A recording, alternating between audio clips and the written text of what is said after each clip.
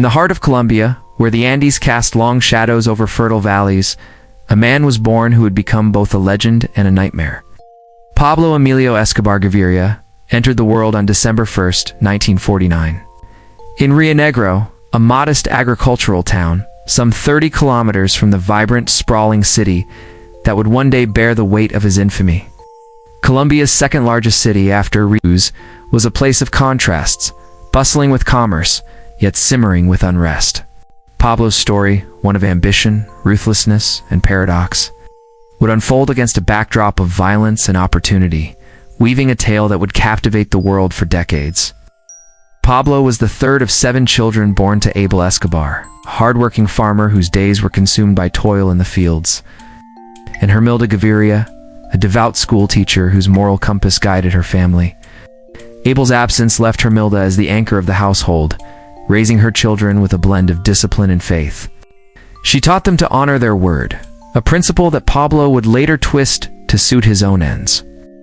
The Escobar family lived simply, their lives tethered to the rhythms of rural Colombia, but the nation around them was anything but tranquil. The late 1940s in Colombia were scarred by La Violencia, a savage civil war pitting the ruling Conservative Party against the Liberal Party in a struggle for power. The conflict spilled beyond politics, as rural bandits and opportunistic criminals exploited the chaos to plunder the wealthy and terrorize communities. This was the world Pablo knew as a child, a place where violence was currency and survival often demanded cunning. The constant threat of death and destruction seeped into the fabric of daily life, shaping a young boy who would one day wield that same chaos as a weapon. As Hermilda's teaching assignments pulled the family from one village to another around, Pablo and his siblings faced the harsh realities of their surroundings. By age 12, they settled in Envigado, a gritty suburb south of where the city's pulse beat strongest. It was no ordinary city. It was Colombia's beating heart of industry and increasingly crime. Here, Pablo found himself among peers who idolized revolutionary icons like Fidel Castro, whose Cuban revolution had ignited dreams of overturning the old order. These ideas stirred something in Pablo, not a desire for political reform, but a hunger to challenge the system in his own way. At first, his rebellion was small-scale, almost childish. He cheated at school, testing the boundaries of authority. But streets offered darker temptations. By his teens, Pablo was dabbling in petty crime, stealing tombstones from cemeteries, erasing their inscriptions, and reselling them for profit. He boosted cars, peddled contraband cigarettes, and began to assemble a crew, including his cousin Gustavo Gaviria, who would become a lifelong ally. These early schemes were modest, but they revealed a sharp mind and a willingness to skirt the law combination that would propel him far beyond the slums of Envigado. By 1971, at 21, Pablo was no longer a petty thief but a rising figure. In his underworld, his name carried weight, amplified by a bold claim. He took credit for the murder of a local millionaire found strangled in the city. Whether true or not, the declaration was a masterstroke of self-promotion, cementing his reputation as a man to be feared and admired. To the poor of Es Barrios, Pablo was a folk hero, a defiant figure who dared to strike at the elite. They saw in him a Robin Hood for their time, a man who took from the rich and, in his own way, gave back to the downtrodden. The early 1970s brought a seismic shift in the drug trade, and Pablo was quick to seize the moment. Across the border in the United States, young Americans were growing bored with marijuana, turning instead to a more potent thrill, cocaine, derived from the coca plant, which thrived in South America's highlands. Cocaine offered Pablo a golden opportunity. With his keen instincts and ruthless ambition, he built a supply chain that was both innovative and brutally efficient. He bought raw cocaine from producers, funneled it through smugglers, and delivered it to U.S. markets, taking a hefty cut of the profits. His operation was a well-oiled machine, eliminating competitors and obstacles with chilling precision. By his mid-20s, Pablo was earning millions of dollars a week, his hands stained with the blood of those who stood in his way. Even as his criminal empire grew, Pablo sought to anchor himself with a family. At 23, he began a controversial relationship with Maria Victoria Henao, a 12-year-old girl from a modest background. Despite her family's objections, the bond persisted, and by 15, Maria was pregnant. The couple married in 1976, a union that produced 2 children, Juan Pablo in 1977 and Manuela in 1984. Pablo was a devoted, if flawed, family man, showering his wife and children with affection while indulging in affairs with younger women. His loyalty to his family stood in stark contrast to the chaos he unleashed on the world, a paradox that defined much of his life. In 1976, Pablo's ambitions took a quantum leap with the formation of the cartel, a coalition of traffickers that included his trusted associate Carlos Leder. The cartel was a juggernaut, controlling every facet of the cocaine trade from production to distribution.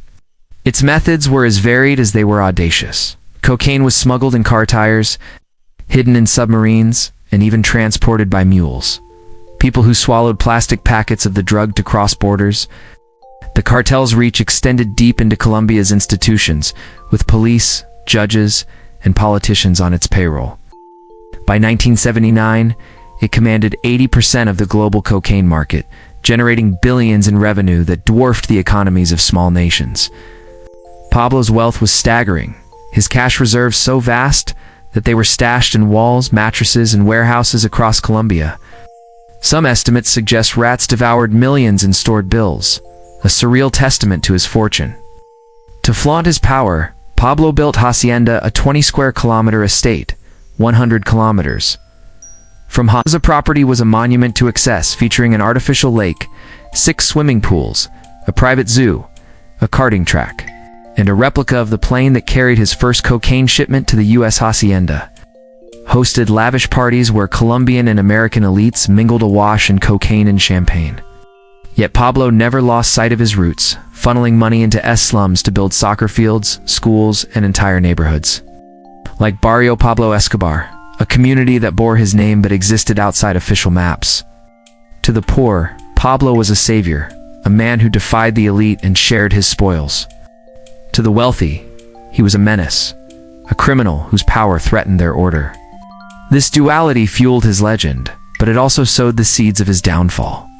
In 1982, Pablo sought to legitimize his influence by running for Colombia's Congress as an alternate deputy. Election, despite his criminal record, exposed the rot within the political system.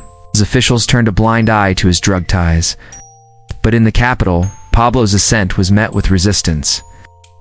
President Belisario Botankar and Justice Minister Rodrigo Lara Bonilla began probing his campaign finances, unearthing evidence of his trafficking empire. In 1984, Pablo was expelled from Congress, a humiliation that ignited his fury. On April 30th, 1984, Pablo struck back, orchestrating the assassination of Lara Bonilla, a brazen act that declared war on the state. The murder escalated tensions with the rival Cali cartel, which coveted his territory and drew the attention of the U.S. government. Alarmed by the cocaine flooding its cities, the U.S. pushed for extradition, demanding that Colombian traffickers face justice in American courts, a prospect Pablo dreaded above all else. His mantra, "Better a grave in Colombia than a jail cell in the United States," became a rallying cry for his resistance. In 1985, Pablo's war against extradition took a catastrophic turn. He allegedly backed an assault on Colombia's Palace of Justice by leftist guerrillas, targeting Supreme Court judges reviewing extradition treaties. The attack was a bloodbath, claiming nearly 100 lives, including 11 justices, and destroying critical documents. While some questioned Pablo's direct role, the incident bore his signature, a willingness to unleash terror to protect his empire. By now, he was Colombia's most wanted man, a fugitive whose network of corrupt officials and loyal supporters kept him one step ahead of the law. Pablo's life on the run was a masterclass in evasion. He built hideouts across Colombia, each meticulously planned, with houses left pristine to taunt pursuing authorities. In 1988, French journalist Tony Comedy secured a rare interview with the fugitive, capturing a man worn by years of hiding but unbowed. Pablo's greatest fear was extradition, and he escalated his campaign of terror to break the government's will. In 1989, he ordered the assassination of presidential candidate Luis Carlos, a reformist whose popularity threatened his interests. Later that year, he masterminded the bombing of Avianca Flight 203, killing 107 people in a failed attempt to eliminate another candidate, Gaviria. The attack shocked Colombia, eroding the public support that had once sustained him. The US and Colombian governments responded with the Search Block, an elite unit tasked with capturing Pablo. Backed by American intelligence, the bloc dismantled his cartel, targeting his associates and allies. In 1990, desperate to avoid extradition, Pablo kidnapped the children of Colombia's elite, using them as bargaining chips to force the repeal of extradition treaties. The gambit succeeded, and by 1991, extradition was abolished. Seizing the moment, Pablo surrendered, but on his terms. He designed his own prison, La Catedral, a luxurious compound with a soccer field, nightclub, bar, and jacuzzi. Picked guards ensured his comfort, and police were barred from approaching within 20 kilometers. La Catedral was less a prison than a fortress, where Pablo continued to run his empire, host guests, and even torture enemies. The arrangement was a mockery of justice, a symbol of his untouchability. But in 1992, President Gaviria, the man Pablo had once tried to kill, ordered his transfer to a real prison. Furious, Pablo escaped La Catedral with ease, returning to life as a fugitive. By 1993, Pablo's world was collapsing. His allies were dead or defecting. His family was in hiding, and a vigilante group, Los Peps, waged a brutal campaign against him. Comprising his enemy's rival, cartel members, paramilitaries, and betrayed associates Los Peps bombed his properties and murdered his allies. The Search Block, bolstered by international support, intensified its hunt, conducting over 20,000 raids. On January 30, 1993, Pablo detonated a bomb and killing 20 and injuring 70, a desperate act that alienated even his remaining supporters. Hunted and alone, Pablo's movements became frantic, his hideouts changing daily. On December 1, 1993, his 44th birthday, he risked a call to his family, a fleeting moment of connection. The next day, December 2nd, he lingered too long on the phone from a safe house. The Search Block traced the call, surrounding the location with overwhelming force. Pablo, armed with 2 pistols, made a final stand, scrambling onto the rooftop and firing wildly. 3 bullets, 1 in the leg, 1 in the abdomen, 1 in the ear, ended his life. The most notorious drug lord in history died on the spot, his body slumped against the tiles. The aftermath was chaotic. Over 10,000 attended his funeral, in some weeping for their benefactor, others celebrating his demise. Pablo Escobar's legacy is a study in contradictions. A man who rose from the slums to become the 7th richest person on earth, who built schools and homes for the poor while orchestrating thousands of deaths.